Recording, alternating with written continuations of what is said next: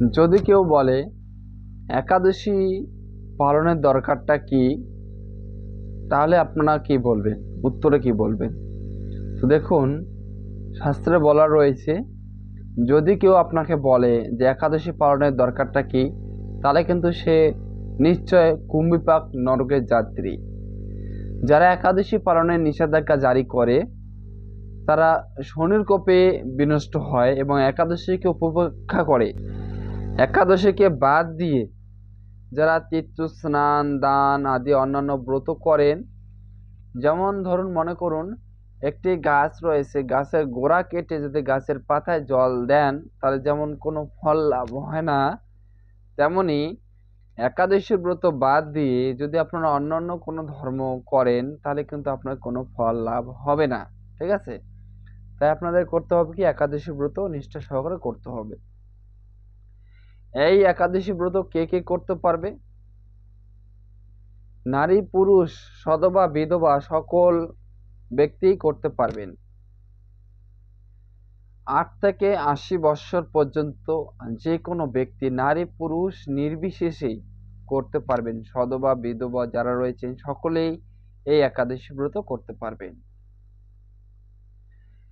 একটা কথা বলা রয়েছে, যারা একাদশীকে বাদ দিয়ে যারা দেহে ধর্মে অধিক আগ্রহ দেখায় তাদের উদর পাপ রাশিতে পরিপূর্ণ হয়। এবং শাস্ত্রে উল্লেখ করা রয়েছে, কলহ বিবাদের দিনেও যদি আপনারা কোনো কারণবশত সেদিন একাদশী উপস্থিত হয়, সেদিন যদি আপনারা কলহ বিবাদের কারণে কোনো অন্ন গ্রহণ করলেন না, সেদিন সারাদিন সারা রাত উপোস করলেন, তাহলে সেটি কিন্তু আপনাদের অজ্ঞাত সেই একাদশীর ফল সঞ্চিত হবে। অর্থাৎ সেদিন আপনার একাদশী ব্রত সম্পন্ন হবে এবং সেখান থেকে আপনি একটু অজ্ঞাত সুকৃতি ফল লাভ করবেন। এবং এই একাদশী ব্রত পালনে যে সমস্ত ফলগুলো লাভ হয় সেই ফলগুলো হচ্ছে অশ্বমের যজ্ঞ, রাজসূয়ের যজ্ঞ, বাজপেয়ীর যজ্ঞ দ্বারা যে ফল হয় না, তা কিন্তু আপনারা এই একাদশী ব্রতর মাধ্যমে সেই সমস্ত ফল লাভ করবেন। দেবরাজ ইন্দ্র যথাবিধি অনুসারে একাদশী ব্রত পালনকারীকে সম্মান করে থাকেন। এবং একাদশীর দিনে যে সমস্ত ভক্তরা ভগবত পাঠ করেন, ভগবত পাঠ শ্রবণ করেন, এবং সেই সমস্ত ভক্তদের পৃথিবী দানের ফল লাভ হয়ে থাকে। একাদশীর দিন অনাহারের থেকে হরিনাম কীর্তন, রাত্রি জাগরণ এবং উপবাস করে যারা এই একাদশী ব্রত করেন তিনি একজন শুদ্ধ ভক্ত হন। এবং সমস্ত একাদশীর দিন তার যে ইন্দ্রগুলো রয়েছে, যত ইন্দ্র রয়েছে সমস্ত ইন্দ্র ভগবান শ্রীকৃষ্ণ অর্পণ করেন, তাহলে তিনি একজন শুদ্ধ নিষ্ঠা ভক্ত হন। ঠিক আছে? একাদশীর দিন শস্যর মধ্যে যে পাপ বিরাজিত, সেই শস্যর মধ্যে পঞ্চরবি শস্যকে ত্যাগ করে আপনাদের গ্রহণ করতে হয় কি, ফলমূল গ্রহণ করতে হয়। কি কি ফলমূল গ্রহণ করতে পারবেন একাদশীর দিন? আপেল, আঙ্গুর ফল, আম, কাঁঠাল, জাম, লিচু, কলা, আখ, আমড়া, নারিকেল, কমলা, মাল্টা, বাঙ্গি ফল, নারিকেল, নাশপাতি, লেবু, গোল আলু, মিষ্টি আলু, চাল কুমড়া, কাঁচা পেঁপে, ফুলকপি, দুধ, ঘি, সূর্যমুখী তেল, কাঁচা হলুদ, কাঁচা আদা, কাঁচা মরিচ ও সন্দুপ লবণ। এই সমস্ত দ্রব্য কিন্তু আপনারা একাদশীর দিন গ্রহণ করতে পারবেন। এবং একাদশীর দিন খাবেন না কোনগুলো? একাদশীর দিন খাওয়া যাবে না পঞ্চরবি শস্যের মধ্যে যেগুলো পড়ে, সেগুলো কিন্তু আপনাকে ত্যাগ করতে হবে। পঞ্চরবি শস্যের মধ্যে কি কি পড়ে? যেমন ধান জাতীয় খাবার, চাল, মুড়ি, চিড়া, সুজি, পায়েস, খিচুড়ি প্রভৃতি।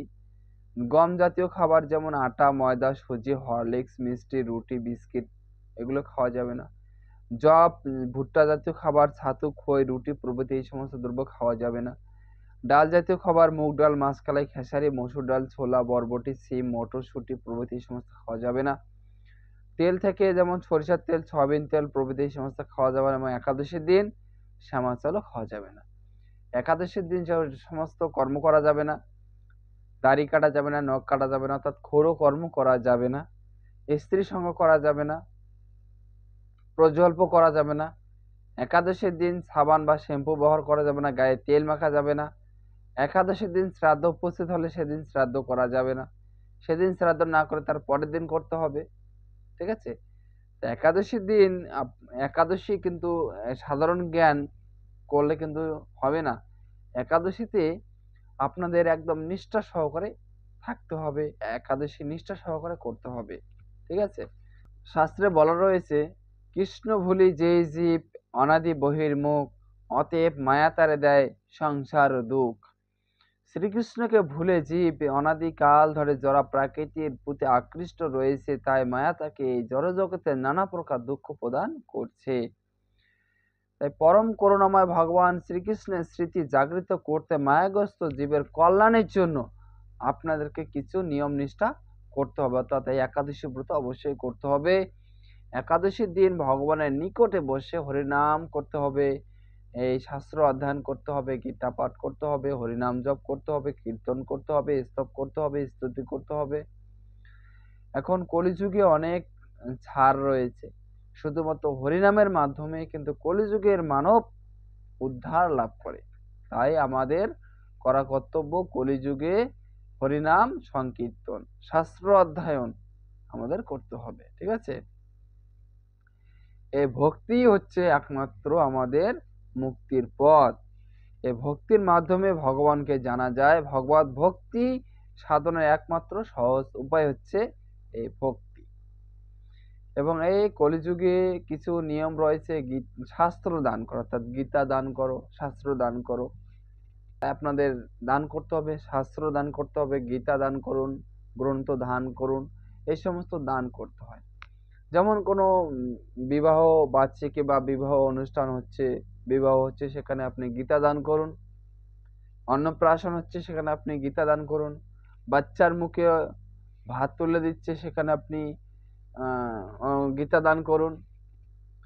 আপনার বাড়ির আশেপাশে যে সমস্ত অনুষ্ঠান রয়েছে সেখানে আপনারা গীতা দান করুন। ঠিক আছে? গীতা দান করা অনেক পুণ্য, তাই আপনারা গীতা দান করুন। আপনি মন্দিরে যাচ্ছেন, মন্দিরে কোনো প্রভুকে আপনি গীতা দান করতে পারেন। গীতা দান করা অনেক পুণ্য। ঠিক আছে?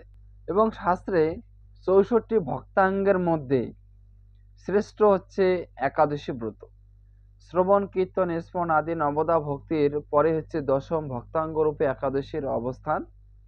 এই তিথিকে হরিবাসর বলা হয়। তাই ভক্তি লাভেচ্ছুক সকলের এই একাদশী ব্রত পালনের পরম উপযোগিতার কথা বিভিন্ন পুরাণে বর্ণিত রয়েছে। একাদশী সকলের করা উচিত। 8 থেকে 80 বছর পর্যন্ত যে কোনো ব্যক্তির ভক্তি সহকারে পবিত্র একাদশী ব্রত পালন করতে হয়। নারী পুরুষ নির্বিশেষে যে কোনো ব্যক্তি একাদশী ব্রত করতে পারেন, এতে কোনো বাধা নিষেধ নেই। নারী পুরুষ সকলে নির্বিশেষে, বিধবা হোক, সধবা হোক, মেয়ে হোক, ছেলে হোক, বাচ্চা হোক, ঠিক আছে, বা বুড়া হোক, 8 থেকে শুরু করে 80 বছর পর্যন্ত আপনাদের একাদশী ব্রত করার নিয়ম রয়েছে। ঠিক আছে? এবং শাস্ত্রে বলা রয়েছে যে সংকটজনক অবস্থাতেও বা জন্ম মৃত্যু অসহ্যে কখনো একাদশীকে পরিত্যাগ করতে নেই। কারো মৃত্যু হয়ে গেল, আমি অসুস্থ রয়েছি, অসুস্থে আমি একাদশী ব্রত করতে পারবো না, করব না, কিন্তু এটা নয়। এই অসুস্থ দিনও কিন্তু আপনি একাদশী ব্রত করবেন। জন্ম মৃত্যু, এই অসুস্থ যদি উপস্থিত হয় একাদশী সেই দিন যদি আপনার নিকটে আসে, তাহলে আপনাকে একাদশী ব্রত অবশ্যই করতে হবে। একাদশী ব্রত বাদ দেওয়া যাবে না, একাদশী ব্রত করতেই হবে। ঠিক আছে? জন্ম মৃত্যুর অসুস্থতাও বাদ দেওয়া যাবে না, একাদশী ব্রত করতেই হবে। এবং শ্রাদ্ধ, একাদশীর দিন যদি শ্রাদ্ধ উপস্থিত হয়, তাহলে একাদশীর দিন শ্রাদ্ধ না করে তার পরের দিন শ্রাদ্ধটি করতে হয়, শাস্ত্রে বলা রয়েছে। এবং একাদশী আপনাদের সকলেরই করা উচিত। এই একাদশী ব্রত যারা দেবলোকে বসবাস করেন, ইন্দ্র সহ সকল দেবলোক যারা বসবাস করেন, সকলে কিন্তু একাদশী ব্রত নিষ্ঠা সহকারে করেন এবং একাদশী ব্রতকারীকে ওনারা যথা সম্মান দিয়ে থাকেন। তাই আমরা এই মানব জীবন, এই দুর্লভ মানব জন্ম লাভ করেও যদি আমরা একাদশী ব্রত না করি, তাহলে আমাদের বহু দুঃখ কষ্টে এই 84 লক্ষ যোনি ভ্রমণ করতে হয়। অহংকার বশত যদি কোনো ব্যক্তি একাদশী ব্রত ত্যাগ করে তাহলে সে অশেষ যম যাতনা ভোগ করতে হয়। যে ব্যক্তি এই ব্রতকে তুচ্ছ জ্ঞান করে সে কিন্তু জীবিত হয়ে মৃত্যুর সমান। যে ব্যক্তি এই একাদশী ব্রতকে তুচ্ছ জ্ঞান মনে করে, একাদশী ব্রত করে কি হবে, একাদশী ব্রত করে লাভ কি, না খেয়ে একাদশী ব্রত করতে পারবো না, এই মানব জন্ম পেয়েছি, খেতে আমাদের এই জীবনটা আমরা শেষ করে দেব, যারা এরকম ভাবেন তারা জীবিত হয়েও মৃত্যুর সমান। ঠিক আছে, তো আপনারা একাদশী ব্রত কখনোই বাদ দেবেন না। একাদশী ব্রত করার নিয়ম রয়েছে। যারা সনাতনী, যারা সনাতন ধর্মকে মানেন, যারা সনাতন ধর্মের মানুষ, যারা সনাতন ধর্মকে নিয়ে গর্ব করেন, আপনারা অবশ্যই এই সনাতন ধর্মের নিয়ম নিষ্ঠার সঙ্গে চলবেন, গীতা শাস্ত্র অধ্যয়ন করবেন এবং সকলকে গীতা পড়ার জন্য অনুরোধ করছি। এবং আপনারা সকলেই সনাতন ধর্ম মেনে থাকলে, সনাতন ধর্ম মানলে অবশ্যই একাদশী ব্রত করবেন, শাস্ত্র অধ্যয়ন করবেন।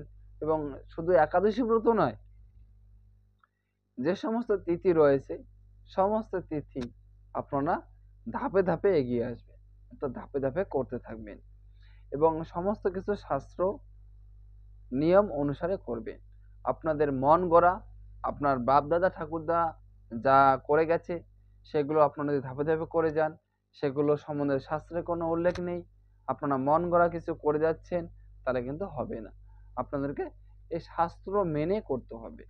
এই শাস্ত্রতে যা রয়েছে, এই গীতাতে যা রয়েছে, শাস্ত্র ভগবতে যা রয়েছে, আপনাদের এই সমস্ত নিয়ম নিষ্ঠা পড়তে হবে, পড়ে জানতে হবে, জানার পরে আপনাদেরকে করতে হবে।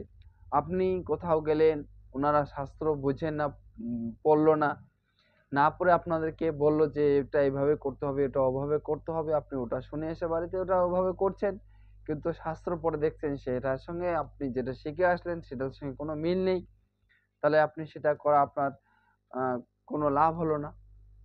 যেমন আমি একটু আগে বললাম, যদি আপনি গাছের গোড়াটাই কেটে দেন, কেটে দিয়ে যদি গাছের গোড়াটা কেটে দিলেন, কেটে যদি আপনি গাছের আগায় যদি জল দেন, তাহলে কি সেখানে গাছটি পরিপুষ্ট হবে? কখনোই নয়, পরিপুষ্ট হবে না। তাই গাছটাকে পরিপুষ্ট করতে হলে কিন্তু গাছের গোড়ায় জল দিতে হবে, গাছের গোড়া কাটবেন না, আগে গাছের গোড়াটায় আগে জল দিন। গাছের গোড়ায় জল দেওয়া অর্থাৎ আপনি গোড়াতে আসুন, গোড়াতে এসে আপনি ভিতরে প্রবেশ করুন। ঠিক আছে, ধাপে ধাপে উপরে যান। আপনি গোড়া থেকে শুরু করে পাতায় চলে যান না, আপনি গোড়া থেকে শুরু করে পাতায় আসুন, তাহলে বুঝতে পারবেন যে এর ভিতরে কি রয়েছে। ঠিক আছে, আপনি শোনা কথায় কান দেবেন না, আপনি নিজেই শাস্ত্র অধ্যয়ন করুন, শাস্ত্র পড়ুন, নিয়ম নিষ্ঠা আপনি অটোমেটিক শিখে যাবেন। ঠিক আছে, হরে কৃষ্ণ।